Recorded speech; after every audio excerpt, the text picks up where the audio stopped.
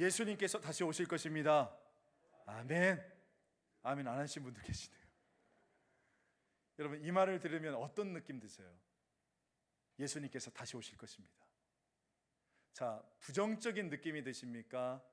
아니면 막 기대가 되고 긍정적인 느낌이 드십니까? 어떤 분들은 이 말 자체가 너무나 광신적이다라고 이야기를 해요. 그러니까 한때 우리나라에도 시한부 종말론이 굉장히 많았지 않습니까? 저도 기억하는 게 예전에 저희 집 근처에 이 다미 선교회가 있어가지고 여러분 그때 기억나시죠? 1992년 10월 28일 이 예수가 재림한다는 바로 그날, 저는 그날의 해프닝들이 생생하게 제 머릿속에 기억이 납니다. 사람들이 막 직장 다 그만두고 집 다 팔고 옷가지들 막 불태우고, 그래서 그날 당시에 수많은 사람들이 그 선교의 건물 가운데 모여들어서 막 소리 지르면서 기도하고 찬양했던 그런 광신적인 모습들. 제가 그때가 막 고등학교 올라갈 때였거든요. 그래서 저도 이제 사실 믿지는 않았어요. 저는 뭐 절대 안 믿었죠. 그런데도 막상 그날 밤이 되니까 여러분들 어떠셨는지 모르겠지만 싱숭생숭 잠이 안 오더라고요. 책가방을 싸는데 혹시 이게 마지막 싸는 책가방일 수도 있겠다, 이런 생각이 들면서 아주 경건한 마음으로 필통을 집어넣고 이 노트를 집어넣었던 기억이 납니다. 밤 12시가 다가올수록 저도 모르게 주님, 저 사람들 거짓이죠, 저 사람들 이단이죠, 그래도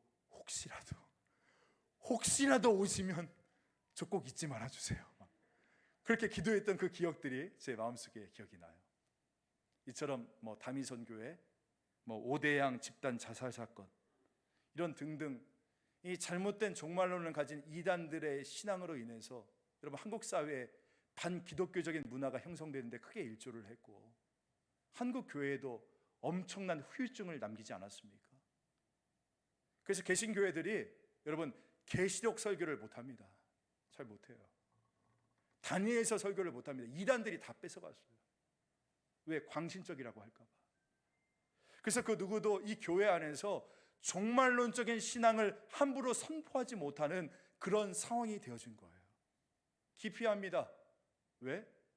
이단 취급받으니까. 또 어떤 사람들은 예수님의 재림에 대해서 이야기를 하면 야, 그것은 그냥 어떤 상징적인 사건이야 라고 이야기를 해요.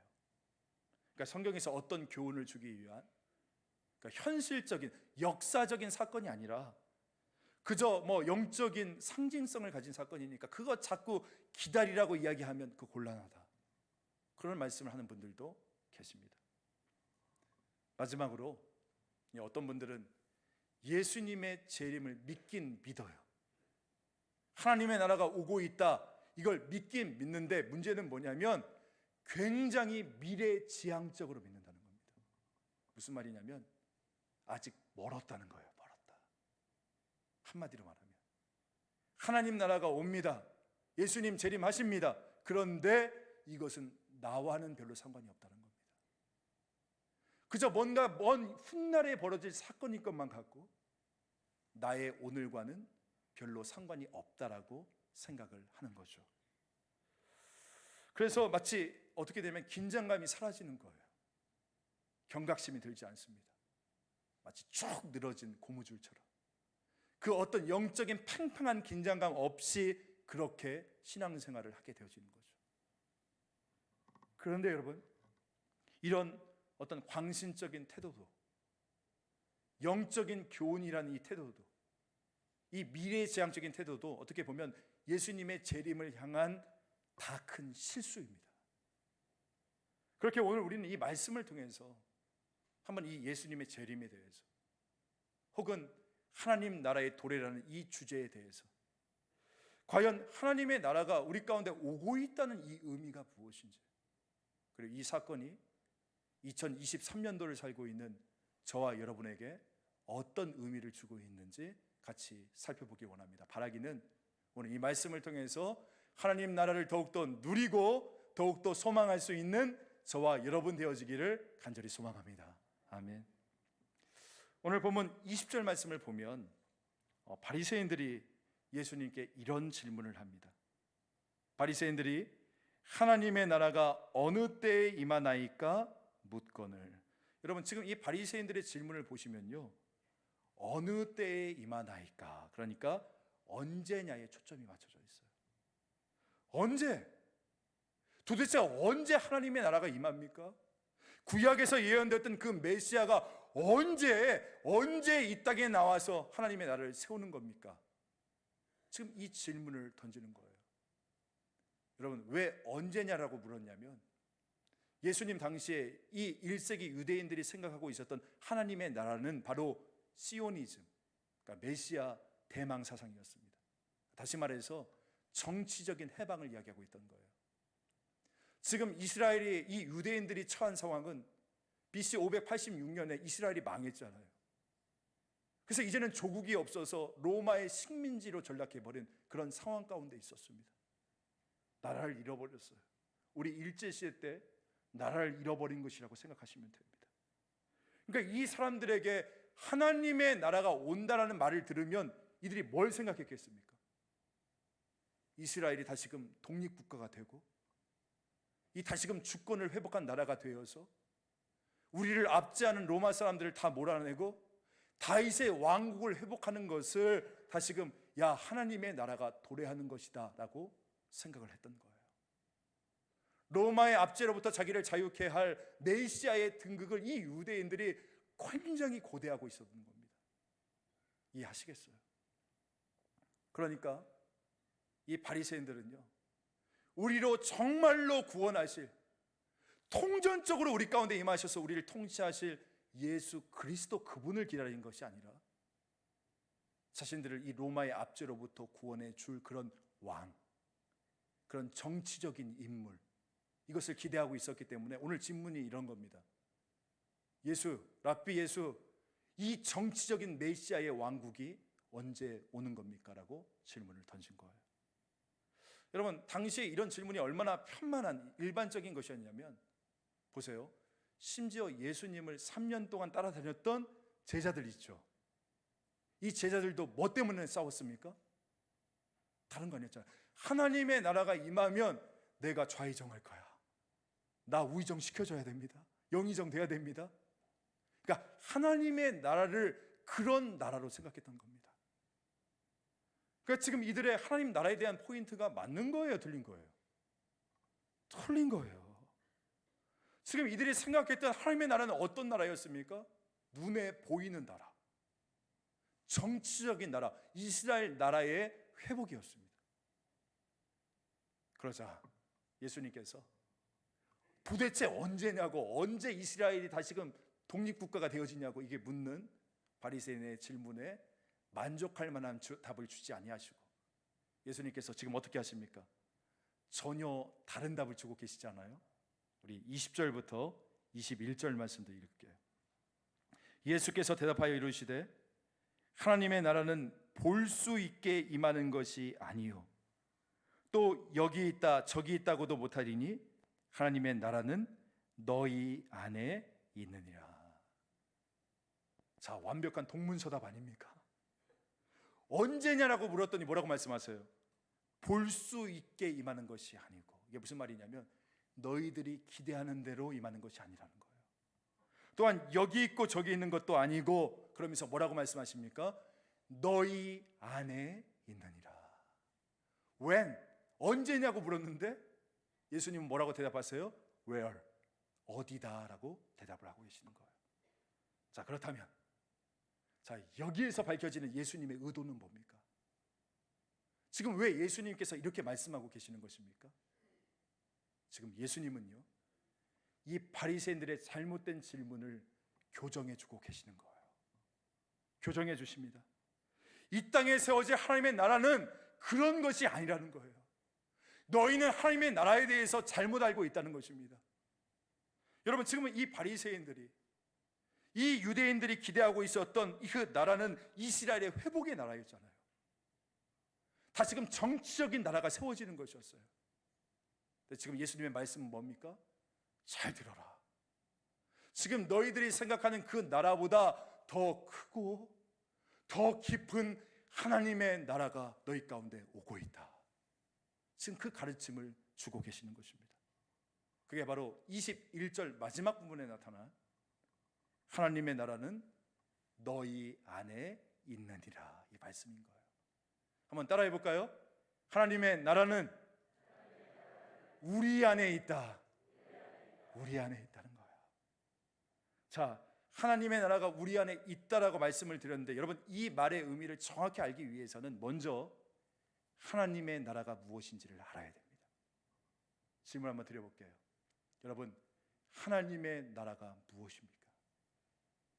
오늘 보니까 눈에 보이는 나라가 아니라 보이지 않는 나라, 여기에 있고 저기에 있다라고도 하지 못하는 나라라고 이야기를 했는데, 도대체 하나님 나라란 무엇을 말하고 있는 것입니까? 여러분 기억하세요.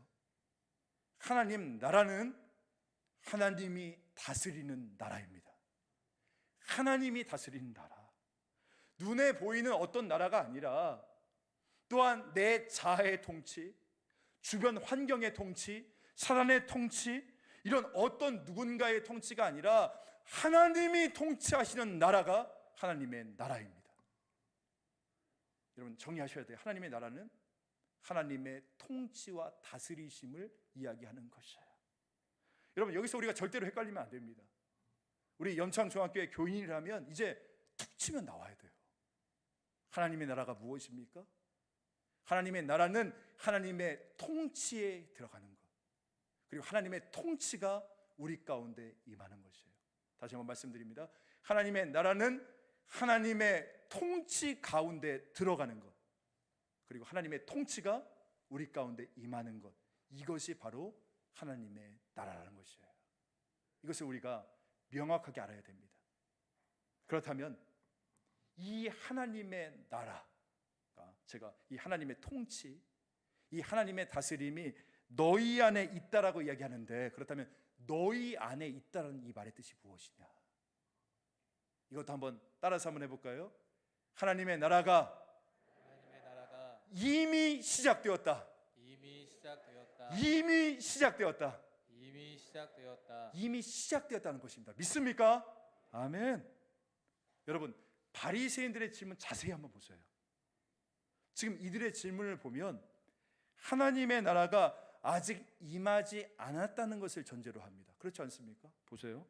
하나님의 나라가 언제 임합니까? 이 말의 뜻은 무엇입니까? 하나님의 나라가 아직 오지 않았다는 거 아닙니까?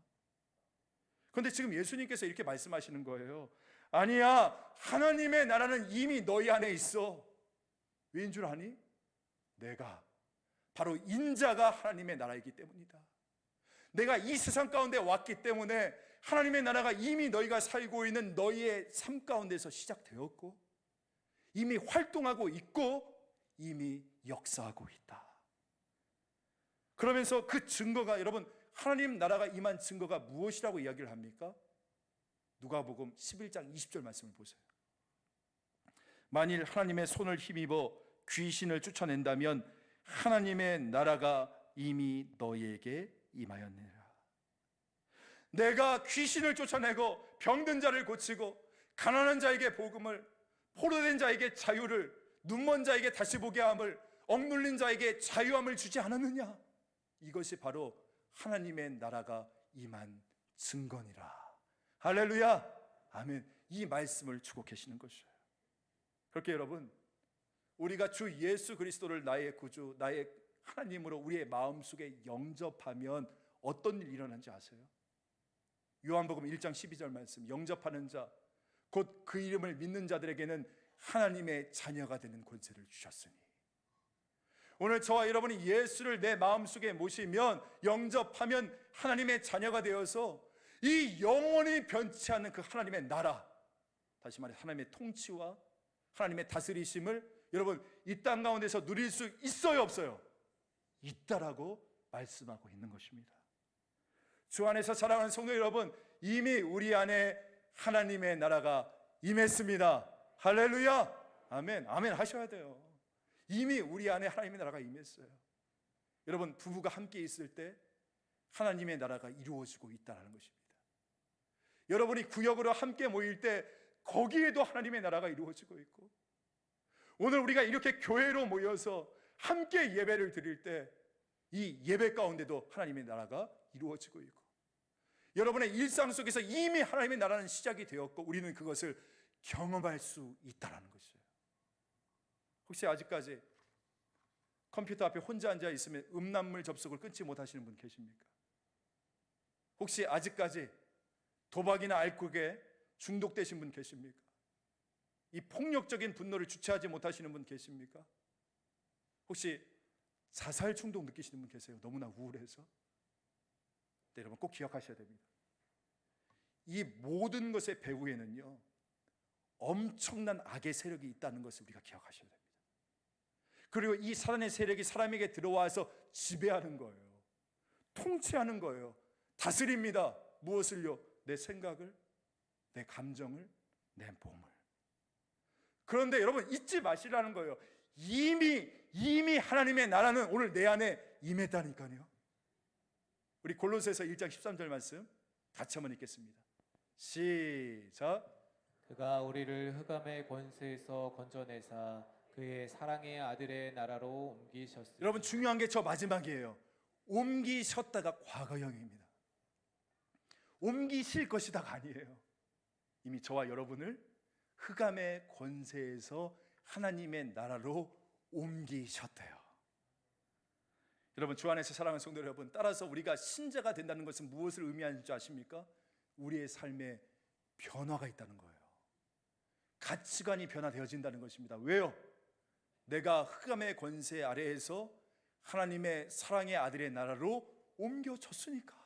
이미 옮겨졌으니까. 나의 소속이 바뀌고 나의 나라가 바뀌고 이미 내 안에 하나님의 나라가 시작이 되었으니까.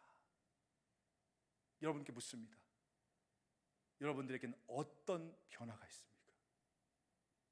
오늘 나에게는 어떤 증거가 있습니까? 여러분 이 변화는요, 추상적인 변화 아니에요. 삶의 실제적인 변화를 의미하고 있는 겁니다. 저는 삭개오를 기억해요. 예수님께서 너무나 고독하고 외로웠던 이 세리장 삭개오의 마음에 찾아오셨을 때 여러분 그의 인생 가운데 어떤 변화가 있었습니까? 재산을 내려놓습니다. 지금껏 버러지 소리 들으면서 매국노 소리 들으면서 기죽지 않고 살려고 정말 아둥바둥하면서 붙잡고 있었던 자신의 재산을 다 내려놓아요. 그의 인생에 가치 혁명이 일어나는 것입니다. 몇 주 전에 제가 그 마지막 때를 우리가 준비해야 된다고 설교를 하면서 제가 저의 개인적인 기도 제목 나눴지 않습니까? 지역사회를 섬기고 또한 전도하고 선교하고 다음 세대를 섬기고 우리 노인 세대를 세우는 그런 사역들을 감당해야 된다, 그 말씀을 드렸는데, 그날 설교를 마치고 3부 예배 후에 한 성도분께서 저를 목양실로 찾아오셨어요. 그래서 하시는 이야기가 뭐냐면, 목사님 말씀을 듣고 내가 지역사회를 섬기고 전도해야 되는데 제가 그런 마음이 드는데 제가 직장을 다녀서 제가 화요일날 여전도에 전도 모임이 기도한 후에 전도가 나가는데 거기에 참여할 수가 없습니다. 그래서 내가 직접 몸으로는 참여할 수는 없지만 제가 그 전도에 동참하고 싶어서 얼마 안 되지만 매달 일정 금액을 후원해서 이 금액이 전도하는 데 사용되었으면 좋겠어요 하면서 그 말씀을 하고 가시는 거예요. 그리고 지난 주일에 그분이 다시금 찾아오셔서 첫 번째 그 후원을 주셨는데 여러분은 그분의 얼굴 못 보셨죠? 저는 봤잖아요. 너무 기뻐하시는 거예요. 너무 기뻐하세요.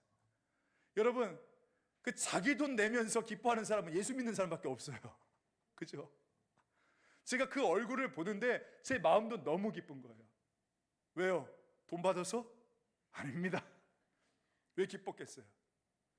그분 안에 하나님의 나라가 이루어지고 있으니까. 여러분 제가 언제 가장 행복한 줄 아세요? 이런 말을 들을 때예요. 목사님 교회 안 다녔는데 처음 교회 다니게 되었습니다. 그런데 제가 예수님이 믿어져요. 예수님이 좋아져요. 이 이야기를 때 너무나 제가 행복해요. 아까 우리가 영상에서 보셨듯이 거기에 등장하시는 분들이 다 새신자예요, 여러분. 근데 이분들이 지금 뭐라고 이야기하는 겁니까? 말씀의 은혜를 받고 예수 믿는데 기쁘고, 그래서 그 기쁨을 본인들이 전하고 싶다는 거 아니에요? 여러분, 저는 너무 행복해요, 그런 이야기를 들을 때마다. 왜냐? 하나님의 나라가 그분들 가운데서 이루어지고 있으니까.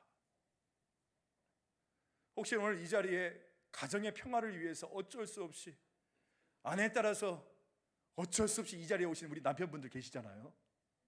여러분, 옆에서 자꾸 존다고 꼬집지 마세요. 꼬집지 마. 하나님께서 사랑하는 자에게 잠을 주시는도다 생각하면 됩니다. 제 목소리가 워낙 크기 때문에 자면서도 들려요. 지금 다 들리고 있어요, 지금. 그리고 무엇보다 하나님의 말씀은 살아 운동력이 있고 날선 것과 같아서 잠자는 사람의 영혼도 쪼갤 줄 믿습니다. 아멘. 제가 얼마 전에 암으로 수술하고 항암 치료를 받고 계시는 성도분과 통화를 했습니다. 제가 그분에게 괜찮냐라고 물으니까 그분이 대답하세요. 목사님, 저는 괜찮습니다. 하나님께서 저를 꽉 붙잡아주고 계십니다. 그 이야기를 하는 거예요. 제가 그 이야기를 듣는데 마음속에 너무나 깊은 감동이 되었습니다. 여러분, 하나님의 나라는 우리가 언제 경험합니까? 내가 죽어서 천사날개 달고 올라가야 하나님의 나라 천국을 경험하는 것이 아니라 힘들고 어렵고 광야와 같은 지옥 같은 이 현실 가운데 있다 할지라도 오늘 이곳에서 주님과 함께하면 이곳이 하나님의 나라가 되어진다는 것을 다시금 고백하게 되었습니다. 여러분, 절망과 한숨 속에서 혹시 아무것도 보이지 않는 성도분들 계십니까? 근데 여러분, 놓치지 마세요. 이미 우리 안에 하나님의 나라가 시작이 되어졌어요. 우리 가운데 하나님 나라의 역사와 능력이 이루어지고 있다, 이것을 놓치지 않는 저와 여러분 되어지길 간절히 소망합니다. 여러분의 배우자의 그 속에, 여러분들이 기도하고 있는 그 자녀들 가운데, 우리 성도들 사이에, 이 교회 모임에, 오늘 이 예배 가운데 하나님의 나라가 이루어지고 있다, 이것을 기억했으면 좋겠어요. 그래서 저는 바라기는 여러분의 각 가정 가운데, 그리고 우리 구역의 모임 가운데 기도 제목이 이루어지는 역사, 말씀이 나를 찾아와 나를 때리는 역사, 그래서 간증이 있고 삶 속에 영적인 체험이 있고 하나님 나라를 더욱더 사모하며 나갈 수 있는 그런 저와 여러분 되기를 주 예수 그리스도의 이름으로 간절히 소망합니다. 아멘. 그런데 이어지는 22절부터의 말씀을 보면, 아까 분명히 예수님께서 이미 하나님의 나라가 우리 가운데 시작되었다라고 말씀하셨음에도 불구하고 보세요, 그 다음에 말씀들을 보면 마치 아직 오지 않은 듯한, 그렇죠? 오실 하나님의 나라, 이 예수님의 재림에 대해서 말씀하고 계신다는 것입니다.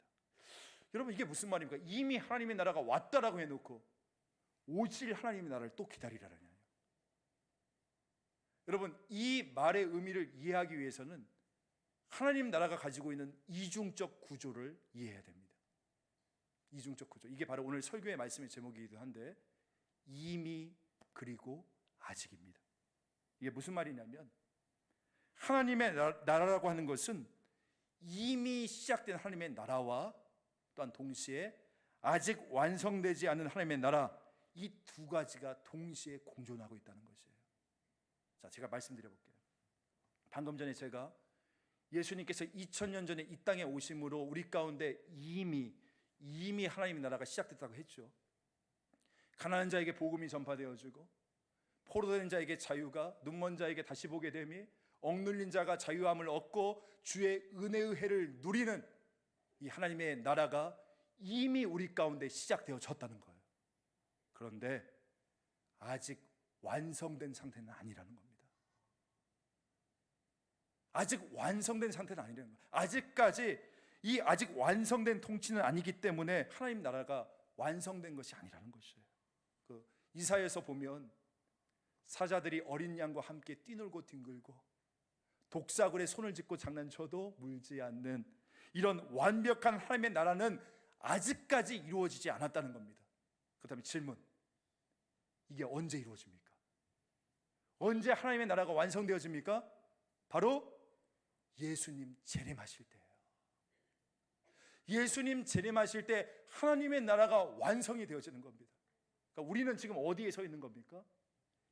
이미와 아직 사이에 서 있는 거예요. 예수님의 초림, 2000년 전에 처음 오심과 앞으로 오실 그 예수님 사이 가운데 서 있는 것입니다. 그러다 보니까 내가 예수를 믿었지만, 내 안에 하나님의 나라가 시작되었지만, 여러분, 내 삶 가운데 고통이 찾아와요. 질병이 찾아와요. 눈물의 골짜기를 걸어갈 수밖에 없는 것입니다. 그렇게 우리는 어떻게 해야 됩니까? 완성될 하나님 나라를 소망해야 된다는 것입니다. 이 완벽한 샬롬이 우리 가운데 이루어질 수 있도록. 그러면서 오늘 주님께서는 이 네 가지 비유를 우리에게 주시지 않습니까? 24절에 보니까 번개의 비유, 26절부터는 노아 시대의 비유, 또한 롯의 시대의 비유, 마지막 34절부터 나오는 두 사람의 비유. 이미 하나님의 나라는 시작되었지만 이 예수님의 재림과 함께 완성될 하나님의 나라를 뭐 해야 된다? 기다려야 된다라고 이야기를 하고 계시는 거예요. 먼저 번개의 비유는 무엇을 말합니까? 우리 24절 한번 읽어볼까요? 24절 시작. 번개가 하늘 아래 이쪽에서 번쩍이어 하늘 아래 저쪽까지 비침같이 인자도 자기 날에 그러하리라. 이게 무슨 말이냐면 번개가 쫙 칠 때 하늘 이쪽부터 저쪽까지 쫙 비추잖아요. 그럼 모든 사람이 볼 수 있듯이 하나님의 나라도 모든 사람이 볼 수 있게 임할 것이다라고 말을 하고 있는 겁니다. 그리고 두 번째, 세 번째 비유인 우리 노아 시대의 비유, 롯의 시대의 비유도 같은 맥락이거든요. 한번 같이 읽어볼까요? 27절과 29절 시작. 노아가 방주에 들어가던 날까지 사람들이 먹고 마시고 장가들고 시집가더니 홍수가 나서 그들을 다 멸망시켰으며, 또 롯의 때와 같으리니 사람들이 먹고 마시고 사고 팔고 심고 집을 짓더니 롯이 소돔에서 나가던 날에 하늘로부터 불과 유황이 비오듯 하여 그들을 멸망시켰느니라. 여러분, 여기서 먹고 마시고 장가들고 시집가고 이 모든 동사가 미완료 시제로 쓰였습니다. 완료되지 않고 계속 반복되고 있다는 거예요. 이게 무슨 말이냐? 계속 그것만 하고 있다는 거예요. 여러분, 우리 본문 보면서 오해하시면 안 됩니다. 먹고 마시고 장가들고 시집가는 것 자체가 나쁜 것이 아니라 지금 예수님이 말씀하시는 건 뭡니까? 먹고 마시고 사고 팔고 집을 짓는 것, 여기에만 푹 빠져서, 이 일상의 삶 속에만 푹 빠져서 주님의 재림, 다시 오실 그 하나님의 나라를 기다리지 않는 것이 바로 심판의 대상이라는 거예요. 그리고 마지막 네 번째 비유, 두 여인의 비유도 볼까요? 34절 35절 시작. 내가 너희에게 이르노니 그 밤에 둘이 한 자리에 누워 있음에 하나는 데려감을 얻고 하나는 버려둠을 당할 것이요, 두 여자가 함께 맷돌을 갈고 있음에 하나는 데려감을 얻고 하나는 버려둠을 당할 것이니라.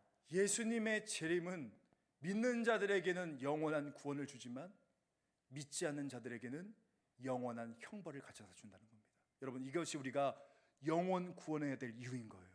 우리가 새 생명 축제하는 이유가 바로 여기에 있습니다. 예수를 믿는 자에게는 예수님이 다시 오실 때 영원한 구원을 주지만 믿지 않는 자들에게는 영원한 형벌뿐이라는 것입니다. 자, 그렇다면 마지막 결론. 여러분, 그러면 우리는 다가올 이 하나님의 나라를 어떻게 기다려야 됩니까? 예수님이 재림하시는 그날까지 우리가 기다려야 되는데 어떻게 기다리며 살아야겠습니까? 제가 얼마 전에 기독교 신문을 보는데 이런 칼럼이 있었어요. 제목이 뭐였냐면 포스트 코로나 시대에 그리스도인들은 재림 신앙을 회복해야 된다라는 제목의 기사였습니다. 내용이 이런 내용이었어요.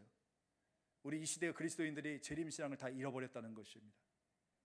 따라서 주여 어서 오시옵소서, 이 마라나타 신앙을 다시금 온전히 회복하고 또한 종말을 기다리며 살아야 된다, 뭐 이런 내용이었어요.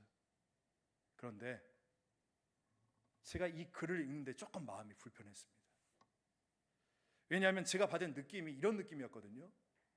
종말의 때가 다가오니까, 이 마지막 시대가 다가오니까 일상생활들은 다 접고 소위 종교적인 생활, 그러니까 교회 모임이나 예배 모임에만 집중해야 된다, 이런 느낌으로 제가 들었기 때문인 겁니다. 물론 지금 이게 어떤 의미인지는 제가 알겠어요. 뭐 코로나 이후에 교회가 회복되어져야 되니까 모임을 강조하는 것이다, 그 의미는 알겠는데, 여러분, 모임을 강조하기 위해서는 그렇다면 여기에 재림신앙이라는 이 단어는 빼야죠. 재림신앙은 이런 게 아니거든요. 여러분 기억하셔야 됩니다. 우리에게 필요한 그 진정한 재림신앙이라는 것은 소위 불교에서 말하는 속세를 떠나서 교회 안에만 머물러라, 교회 안에 모여들어라, 이런 말이 아닙니다. 그거 아니에요. 진정한 재림신앙의 특징은 뭔지 아십니까? 여러분의 일상에서, 여러분의 가정에서, 여러분의 삶의 현장에서 주님과 동행하는 삶을 살아가는 것, 이것이 바로 진정한 재림신앙의 핵심이 되어지는 겁니다. 마치 에녹처럼, 에녹이 300년의 일상을 살면서 주님과 동행했던 그 에녹처럼, 오늘 여러분도 여러분의 자녀의 문제, 여러분의 가정의 문제, 여러분의 인생의 문제와 날마다 씨름하면서 어떻게 하라는 거예요? 주님과 동행하는 삶을 살아가는 것입니다. 이미 여러분 안에 시작된 하나님 나라의 다스림을 받으면서 일상에서의 동행을 이루라는 거예요. 우리 하나님과요. 우리 아까 불렀던 찬송가 438장 있지 않습니까? 내 영혼이 은총 입어 중한 죄짐 벗고 보니 슬픔 많은 이 세상도 무엇으로요? 천국으로 화도다. 3절에 보면 높은 산이 거친 들이 소막이나 궁궐이나 내 주 예수 모신 곳이 그 어디나 뭐래요? 하늘나라이다 말씀하십니다. 여러분, 우리가 주님의 다시 오심을 기다리는 이 재림신앙이라는 것은요, 여러분 뭐 다른 거 아닙니다. 특별한 거 아니에요. 그냥 오늘 여러분의 일상에서, 여러분의 가정에서, 여러분의 삶의 현장에서 주님과 동행했던 이 에녹처럼 삶의 순간마다 주 예수와 동행하면 그 어디나 하나님의 나라가 되어질 줄 믿습니다. 그래서 슬픔 많은 이 세상을 산다 할지라도 주님과 함께하니 천국으로 화도다. 여러분, 예수님께서 다시 오실 것입니다. 아멘. 그날이, 그 주님께서 다시 오는 날까지 우리 주 예수와 동행하면서 여러분의 일상을 하나님의 나라로 만들어갈 수 있는 오늘 제가 되고 여러분 되시기를 주 예수의 이름으로 간절히 소망합니다. 아멘. 하나님 아버지 감사합니다. 오늘 우리에게 주신 이 말씀을 다시 한번 붙잡고 주님께 나아갑니다. 주님 함께하여 주셔서 우리가 이 세상을 살아가지만 이 광야 같은 세상, 그러나 오늘 우리 안에 이미 하나님의 나라가 시작되었음을 바라볼 수 있는 저희들 되게 하여 주옵시고, 그 하나님의 능력, 나라의 능력을 누리며 나갈 수 있는 저희들 되게 하여 주옵소서. 동시에 오실 하나님의 나라도 우리가 기다립니다. 믿음으로 바라보게 하여 주옵시고, 예수님 재림하시는 바로 그날까지, 하나님 나라 완성되어지는 그날까지 주님과 동행하며 우리의 일상을 하나님의 나라로 만들어갈 수 있는 저희 모두를 될 수 있도록 주의 은혜를 베풀어 주시옵소서. 감사드리며 그 주 예수 그리스도의 이름으로 기도합니다. 아멘. 우리 다 같이